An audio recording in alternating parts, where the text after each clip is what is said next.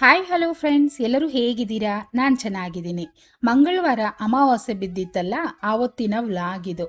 ನಾನು ಅಮಾವಾಸ್ಯೆ ಪೂಜೆ ಯಾವ ಥರ ಮಾಡಿಕೊಂಡೆ, ಏನೇನು ಮಾಡಿದೆ ಅಂತ ಈ ವಿಡಿಯೋದಲ್ಲಿ ತೋರಿಸ್ತಾ ಇದ್ದೀನಿ. ವಿಡಿಯೋ ಸ್ಕಿಪ್ ಮಾಡ್ದಿರಾ ನೋಡಿ, ಮತ್ತು ಚಾನಲ್ನ ಸಬ್ಸ್ಕ್ರೈಬ್ ಮಾಡ್ಕೊಳ್ಳಿ. ಬೆಳಗ್ಗೆ ಎದ್ದು ತಲೆಗೆ ಸ್ನಾನ ಮಾಡಿಕೊಂಡು ಮಾರ್ಕೆಟ್ಗೆ ಹೋಗಿದ್ದೆ. ಅಂದರೆ ಹೂವು ಬೇಕಿತ್ತು. ನಾನು ಕನಕಾಂಬರ ತೊಗೊಂಬಂದಿದ್ನಲ್ಲ, ಅದು ಸಾಕಾಗಲಿಲ್ಲ. ಇನ್ನು ಸ್ವಲ್ಪ ತರೋಣ ಅಂತ ಹೋಗಿದ್ದೆ. ಕನಕಾಂಬರ ಸಿಗಲೇ ಇಲ್ಲ. ಮಲ್ಲೆ ಹೂವು ತೊಗೊಂಡು ವಿಳೆದೆಲೆ ಮತ್ತು ತೆಂಗಿನಕಾಯಿ ತೊಗೊಂಡು ಬರ್ತಾ ಇದ್ದೀನಿ. ಓಕೆ, ಈಗಂತೂ ದೇವ್ರ ಸಾಮಾನು ಬೆಳಗಬೇಕು. ನೋಡಿ, ಈ ಥರ ಇದೆ ದೇವ್ರ ಮನೆ. ಹೂವು ಎಲ್ಲ ತೆಗೆದಿಟ್ಬಿಟ್ಟು ಫೋಟೋ ಎಲ್ಲ ಸೈಡಲ್ಲಿ ಇಟ್ಕೊಂಡು ದೇವ್ರ ಸಾಮಾನು ಬೆಳಗಿ ನಾನು ನೀಟಾಗಿ ಅಲಂಕಾರ ಮಾಡ್ಕೊಳ್ತೀನಿ. ತೋರಿಸ್ತೀನಿ ನಿಮಗೆ. ಮೊದಲು ನಾನು ದೇವ್ರ ಫೋಟೋಗಳನ್ನೆಲ್ಲ ತೆಗೆದು ಇಲ್ಲಿ ಇಟ್ಕೊಂಡ್ಬಿಡ್ತೀನಿ. ಸಪ್ರೇಟಾಗಿ ನೀಟಾಗಿ ಎತ್ತಿಟ್ಬಿಟ್ರೆ ನಂತರ ಕ್ಲೀನ್ ಮಾಡೋದಕ್ಕೂ ಈಸಿ ಆಗುತ್ತೆ. ನೋಡಿ, ಈ ಇಟ್ಟಿಗೆ ಕಲ್ಲು ಬಂದು ಭೂವರಾಹ ಸ್ವಾಮಿ ದೇವಸ್ಥಾನಕ್ಕೆ ಹೋಗಿದ್ವಿ, ಅಲ್ಲಿಂದ ತೊಗೊಂಬಂದಿದ್ದು. ಹಾಗೆ ಇಟ್ಟು ನಾನು ಪೂಜೆ ಮಾಡ್ತಾ ಇದ್ದೀನಿ. ನಮಗೆ ಈ ಥರ ಚಿಕ್ಕದು ಮರ ಮತ್ತು ಬ್ರಷ್ ಸಿಗುತ್ತೆ. ಇದರಲ್ಲಿ ಈಸಿಯಾಗಿ ಕ್ಲೀನ್ ಮಾಡ್ಕೋಬೋದು. ನೋಡಿ, ಈ ಥರ ಸೈಡ್ಸಲ್ಲೂ ಕ್ಲೀನ್ ಮಾಡ್ಕೋಬೋದು. ಹಾಗೆಯೇ ಹೂವನೂ ಅಷ್ಟೇ ಇದರಲ್ಲೇ ತೆಗಿತೀನಿ ನಾನು. ಬಟ್ಟೆ ಒರೆಸೋಕೆ ಮಾತ್ರ ಯೂಸ್ ಮಾಡ್ತೀನಿ. ಪರ್ಕೆಯಲ್ಲಿ ಯಾವುದೇ ಕಾರಣಕ್ಕೂ ದೇವ್ರದ್ದು ಹೂವು ಎಲ್ಲ ತೆಗಿಬಾರ್ದು. ಅದಕ್ಕೆ ನಾನು ಇದನ್ನೇ ಬಳಸ್ತಾ ಇರ್ತೀನಿ. ಈ ಥರ ನೀಟಾಗಿ ತೆಗೆದ್ಬಿಟ್ಟು ನಂತರ ಒಂದು ಬಟ್ಟೆಲಿ ಒರೆಸ್ಕೋಬೇಕು.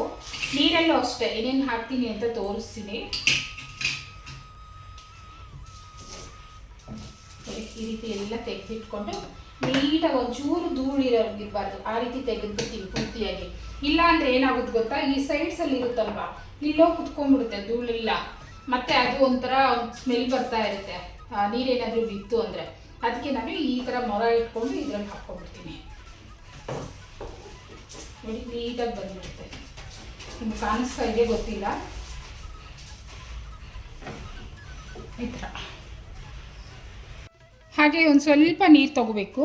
ಇದರಲ್ಲಿ ನಾನು ಒಂದು ಸ್ವಲ್ಪ ವಿನಿಗರ್ನ ಹಾಕ್ಕೊಳ್ತೀನಿ. ಹಾಗೆಯೇ ಒಂದು ಸ್ವಲ್ಪ ಕಲ್ಲುಪ್ಪನ್ನು ಹಾಕಬೇಕು.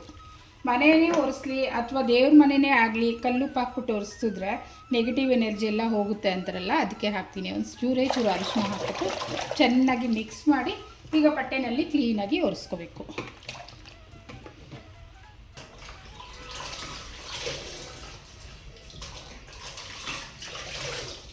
ಗಂಜಲ ಇತ್ತು ಅಂದರೆ ಗಂಜಲನೂ ಹಾಕ್ಬಿಟ್ಟು ಒರೆಸ್ಬೋದು. ಅಥವಾ ದೇವಸ್ಥಾನದಲ್ಲಿ ತೀರ್ಥ ತೊಗೊಂಡ್ಬರ್ತೀವಲ್ಲ, ಅದನ್ನು ಸ್ವಲ್ಪ ಹಾಕ್ಬಿಟ್ಟು ನಾನು ಒರೆಸ್ತಾ ಇರ್ತೀನಿ. ಈಗ ಗಂಜಲ ಇಲ್ಲ ಮತ್ತು ತೀರ್ಥನೂ ಇಲ್ಲ, ಅದಕ್ಕೆ ಉಪ್ಪು ಮತ್ತು ಅರಿಶಿನ ಹಾಕ್ಬಿಟ್ಟು ಒರೆಸ್ತಾ ಇದ್ದೀನಿ. ದೇವಸ್ಥಾನಕ್ಕೆ ಹೋದಾಗ ತೀರ್ಥ ತೊಗೊಂಡು ಬಂದು ಇಟ್ಕೊಂಡ್ಬಿಟ್ರೆ ಯಾವಾಗ ಬೇಕೋ ಆವಾಗ ಮನೆಗೆ ಹಾಕ್ಬಿಟ್ಟು ಒರೆಸ್ಬೋದು. ಮತ್ತು ಮನೆಗೂ ಚಿಮ್ಕಿಸಿದ್ರೆ ತುಂಬ ಒಳ್ಳೆಯದು.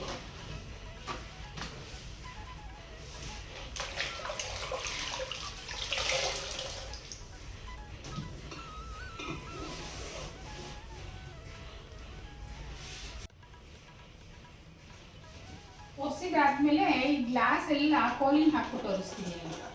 ಈ ರೀತಿ ಸ್ಪ್ರೇ ಮಾಡಿಬಿಟ್ಟು ಟಿಶ್ಯೂ ಪೇಪರಲ್ಲಿ ಒರೆಸ್ಬಿಟ್ರೆ ನೀಟಾಗಿ ಕ್ಲೀನ್ ಆಗುತ್ತೆ. ಗ್ಲಾಸ್ ಮಾತ್ರ ಕೋಲಿನಲ್ಲಿ ಒರೆಸ್ತೀನಿ. ಒಂದೊಂದು ಸಲ ಸೋಪ್ ನೀರಲ್ಲೂ ಒರೆಸ್ಕೊಳ್ತೀನಿ. ನೀಟಾಗಿ ಬ್ರಷ್ ಹಾಕಿ ಸೋಪ್ ನೀರಲ್ಲಿ ನೀಟಾಗಿ ತೊಳೆದ್ಬಿಟ್ಟು ಒಣಗಿದ ಮೇಲೆ ಕೋಲಿನ ಹಾಕಿ ಒರೆಸ್ಕೊಳ್ತೀನಿ. ನೋಡಿ, ಎಷ್ಟು ನೀಟಾಗಿ ಕ್ಲೀನ್ ಆಗಿದೆ ಅಲ್ವಾ? ವೈಟಿಗಿದೆ. ವಿನಿಗರ್ ಹಾಕಿರ್ತೀವಲ್ಲ, ಅದಕ್ಕೆ ಒಂದು ಸ್ವಲ್ಪ ವೈಟಿಗೆ ಬಂದಿರುತ್ತೆ. ವಾರದಲ್ಲಿ ಒಂದು ಸಲ ಈ ಥರ ನಾವು ಕ್ಲೀನ್ ಮಾಡ್ಕೊಂಬಿಟ್ರೆ ದೇವ್ರ ಮನೆ ನೀಟಾಗಿರುತ್ತೆ. ಹಾಗೆ ನೋಡಿ, ಡೋರ್ಸು ಅಷ್ಟೇ ನೀಟಾಗಿ, ಯಾವುದೇ ರೀತಿ ಕಳೆ ಇಲ್ಲ. ಓಕೆ, ಈಗ ದೇವ್ರ ಸಾಮಾನು ಬೆಳಗಬೇಕು. ಎಲ್ಲ ಇಲ್ಲಿ ಸೈಡಲ್ಲಿ ಎತ್ತಿಟ್ಟಿದ್ದೀನಿ. ನಾನು ಇದನ್ನು ಅಷ್ಟೇ ಏನೇನು ಹಾಕಿ ಒರೆಸ್ತೀನಿ ಅಂತ ತೋರಿಸ್ತೀನಿ. ಹಾಗೆ ಕಲಶದಲ್ಲಿ ನೀರಿರುತ್ತಲ್ವ, ಇದನ್ನು ನಾನು ಆಚೆ ಹಾಕೋದಿಲ್ಲ, ತುಳಸಿ ಗಿಡಕ್ಕೆ ಹಾಕ್ತೀನಿ. ಓಕೆ, ಹಾಕ್ಬಿಟ್ಟು ಬರೋಣ. ನಾನು ದೇವ್ರ ಸಾಮಾನಂತೂ ಶಿಂಕಲ್ಲೇ ತೊಳಿತೀನಿ. ಏಕೆಂದರೆ ಪಾತ್ರೆ ಏನು ಬೆಳಗೋದಿಲ್ಲ ನಾವು. ಬರೀ ಏನಾದರೂ ತರಕಾರಿನೋ ಅಕ್ಕಿನೋ ತೊಳೆಯೋಕೆ ಮಾತ್ರ ಶಿಂಕ್ನ ಯೂಸ್ ಮಾಡ್ತೀವಿ. ಅದಕ್ಕೆ ಇಲ್ಲೇ ಬೆಳಗ್ತೀನಿ. ಈಗ ನಾನು ದೇವ್ರ ಸಾಮಾನು ಬೆಳಗೋದಕ್ಕೆ ಸಬೀನ ಹಾಕ್ಕೊಂಡಿದ್ದೀನಿ. ಹಾಗೆಯೇ ಒಂದು ಸ್ವಲ್ಪ ವಿನಿಗರು, ನಿಂಬೆ ರಸ ಹಾಕ್ಕೊಳ್ಳೋಂಗಿದ್ರು ಹಾಕ್ಕೊಬೋದು ನೀವು. ಹಾಕ್ಬಿಟ್ಟು ಒಂದು ಸಲ ಚೆನ್ನಾಗಿ ಮಿಕ್ಸ್ ಮಾಡ್ಕೊಂಬಿಡಿ. ನೋಡಿ, ನೊರೆ ಬರ್ತಾಯಿದೆ, ಚೆನ್ನಾಗಿ ಹೋಗುತ್ತೆ, ಬೆಳ್ಳಗಾಗುತ್ತೆ ಬೆಳ್ಳಿ ಸಾಮಾನಂತೂ. ಈ ಥರ ಬ್ರಷ್ ಒಂದು ಇಟ್ಕೊಂಡಿದ್ದೀನಿ, ಕಲಶ ಅದೆಲ್ಲ ಬೆಳಗೋದಕ್ಕೆ. ಮತ್ತು ವಿಗ್ರಹ ಎಲ್ಲ ಕ್ಲೀನ್ ಮಾಡೋದಕ್ಕೆ ಈ ಥರ ಚಿಕ್ಕ ಬ್ರಷ್ ಒಂದು ಇಟ್ಕೊಂಡಿದ್ದೀನಿ. ಓಕೆ, ಎಲ್ಲ ಕ್ಲೀನ್ ಮಾಡ್ಕೊಂಡು ನಂತರ ನಿಮ್ಮ ಹತ್ರ ಸಿಗ್ತೀನಿ. ನೀಟಾಗಿ ಒರೆಸಿ ಅಕ್ಕಿ ಹಾಕಿ ಕಳಶದಲ್ಲಿ ನೀರು ತುಂಬಿಸ್ಬಿಟ್ಟು ಇಟ್ಟಿದ್ದೀನಿ. ಅದರಲ್ಲೇ ಪಚ್ಚಕರ್ಪೂರನ ಹಾಕ್ಕೊಳ್ತಾ ಇದ್ದೀನಿ. ಪಚ್ಚಕರ್ಪೂರನ ನೀವೇನಂತೀರಾ ಅಂತ ಕಮೆಂಟ್ ಮಾಡಿ. ಸ್ವಲ್ಪ ಕರ್ಪೂರ ಸೇರಿಸ್ಬಿಟ್ಟು ವಿಳೆದೆಲೆನ ಜೋಡಿಸ್ಕೋಬೇಕು. ನಾನು 5 ಎಲೆ ಇಡ್ತೀನಿ. ಒಬ್ಬೊಬ್ಬರು ಮನೆಯಲ್ಲಿ 3 ಎಲೆ ಇಡೋರು ಇಡ್ತಾರೆ. ಅಂದರೆ ಅವ್ರವ್ರ ಅಭ್ಯಾಸ, ಮನೆಗಳಲ್ಲಿ ಯಾವ ರೀತಿ ಬಂದಿರುತ್ತೋ ಆ ಥರ ಇಟ್ಕೊಳ್ತಾರೆ. ಹಾಗೆ ಕಳಶದಲ್ಲೂ ಅಷ್ಟೇ ಅರಿಶಿನ ಕುಂಕುಮ ಮತ್ತು ಡ್ರೈ ಫ್ರೂಟ್ಸ್ ಎಲ್ಲ ಹಾಕೋರು ಹಾಕ್ತಾರೆ, ತೊಂದರೆ ಇಲ್ಲ, ಹಾಕ್ಬೋದು. ನಾವು ಏನಾದರೂ ಒಂದೊಂದು ಸಲ ಸ್ವಲ್ಪ ದಿನ ಪೂಜೆ ಮಾಡಲಿಲ್ಲ ಅಂದರೆ ಆ ನೀರು ಕೆಟ್ಟೋಗುತ್ತಲ್ವಾ, ಅದೂ ದೋಷ ಆಗುತ್ತೆ. ಅದಕ್ಕೆ ನಾನು ಹಾಕೋದಕ್ಕೆ ಹೋಗೋದಿಲ್ಲ. ಹಾಗೆಯೇ ಮಲ್ಲೆ ಹೂವು ತೊಗೊಂಬಂದಿದ್ನಲ್ಲ, ಅದನ್ನು ಕಲಶಕ್ಕೆ ಹಾಕ್ಬಿಡೋಣ, ಚೆನ್ನಾಗಿ ಕಾಣಿಸುತ್ತಲ್ಲ ಅಂತ ಹಾಕ್ತಾ ಇದ್ದೀನಿ. ಕಲಶಕ್ಕೆ ರೌಂಡಾಗಿ ಸುತ್ತೋರು ಸುತ್ತಾರೆ, ಆದರೆ ನಮ್ಮ ಕಲಶ ಚಿಕ್ಕದು, ಅದಕ್ಕೆ ನಾನು ಈ ಥರ ಹಾಕ್ಕೊಳ್ತೀನಿ. ಅನ್ನಪೂರ್ಣೇಶ್ವರಿಗೆ ಮಾತ್ರ ಸ್ವಲ್ಪ ಅಕ್ಕಿ ಹಾಕ್ಬಿಟ್ಟು ಕೂರಿಸ್ತಾ ಇದ್ದೀನಿ. ನಂತರ ನಿಂಬೆ ಹಣ್ಣು ಮಾರಮ್ಮ ದೇವಸ್ಥಾನದಲ್ಲಿ ತೊಗೊಂಬರ್ತೀನಲ್ಲ, ಅರಿಶಿನ ಕುಂಕುಮ ಇಟ್ಟು ಇಡ್ತಾ ಇದ್ದೀನಿ. ನಾನು ಯಾವುದೇ ಕಾರಣಕ್ಕೂ ನಿಂಬೆ ಹಣ್ಣು ತೊಗೊಂಬರೋದು ಮಾತ್ರ ಮಿಸ್ ಮಾಡಲ್ಲ. ಇನ್ನೂ 1-2 ಎಕ್ಸ್ಟ್ರಾ ಇಟ್ಟಿರ್ತೀನಿ. ಹ್ಯಾಂಡ್ ಬ್ಯಾಗಲ್ಲಿ ಹಾಕ್ಕೊಂಡು ತೊಗೊಂಡು ಹೋಗ್ತೀನಿ ಎಲ್ಲಾದರೂ ಹೋದರೆ, ಅಷ್ಟು ನಂಬಿಕೆ ನನಗೆ. ಅಕ್ಕಿ ಅಂತೂ ತಟ್ಟೆ ತುಂಬ ಹಾಕ್ಬಿಟ್ಟು ಇಡಬೇಕು, ಆದರೆ ನಂತರ ಸ್ವೀಟ್ ಮಾಡಬೇಕು. ಸ್ವೀಟ್ ಅಂತೂ ನಮ್ಮ ಮನೇಲಿ ಯಾರೂ ತಿನ್ನಲ್ಲ. ಇನ್ನು ಆ ಅಕ್ಕಿ ತೊಗೊಂಡು ಅಲ್ಲಿ ಇಲ್ಲಿ ಹಾಕಿ ಅದೊಂದು ದೋಷ ಆಗುತ್ತೆ. ಅದಕ್ಕೆ ನಾನು ಸ್ವಲ್ಪ ಸ್ವಲ್ಪ ಮಾತ್ರ ಹಾಕ್ಕೊಳ್ತೀನಿ, ಅನ್ನ ಮಾಡ್ಕೊಂಡ್ಬಿಡ್ತೀನಿ ಅದರಲ್ಲಿ.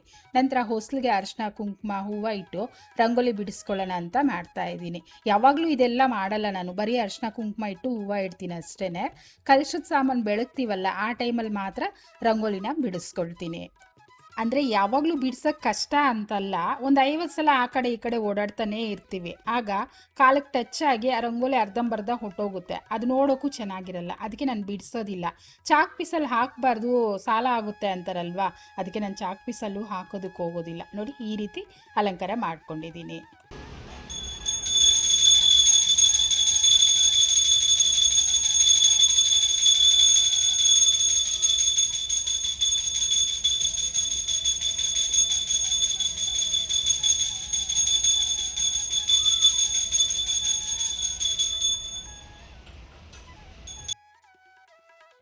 ನೀವೂ ಆರತಿ ತೊಗೊಳ್ಳಿ, ನಿಮಗೂ ಒಳ್ಳೆಯದಾಗಲಿ. ಈಗ ನೋಡಿ, ತುಳಸಿ ಕಟ್ಟೆಯಿಂದ ನಿಮಗೆ ತೋರಿಸ್ಕೊಬರ್ತೀನಿ ಯಾವ ಥರ ನಾನು ಮಾಡ್ಕೊಂಡಿದ್ದೀನಿ ಅಂತ.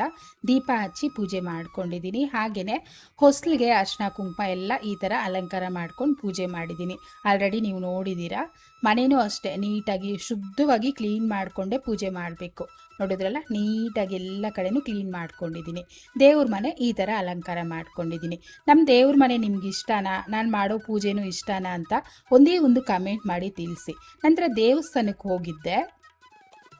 ಅಂದರೆ ಅಮಾವಾಸ್ಯೆ ಅಲ್ವಾ, ದೇವ್ರ ಕೈ ಮುಕ್ಕೊಂಡು ಹಾಗೆ ಅರ್ಚಕರನ್ನ ಕರೆದ್ಬಿಟ್ಟು ಬರೋಣ ಅಂತ ಹೋಗಿದ್ದೆ. ಅಂದರೆ ಕುಂಬಳಕಾಯಿ ಹೊಡಿಯೋದಕ್ಕೆ. ನೋಡಿ, ಕುಂಬಳಕಾಯಿ ನಾನು ಈ ಥರ ದೇವ್ರ ಹತ್ರ ಇಡಿಸ್ಬಿಟ್ಟು ನಂತರ ತೊಗೊಂಬಂದು ಓಡಿಸ್ತೀನಿ. ಹಾಗೆ ಬಾಗಿಲ್ಗೂ ಕಟ್ಟಿಸ್ತೀನಿ. ನೋಡಿ, ಅವರು ದೃಷ್ಟಿ ತೆಗಿತಾ ಇದ್ದಾರೆ. ಈ ಥರ ಮಾಡ್ತಾರೆ ಅಮಾವಾಸ್ಯೆಗೆ.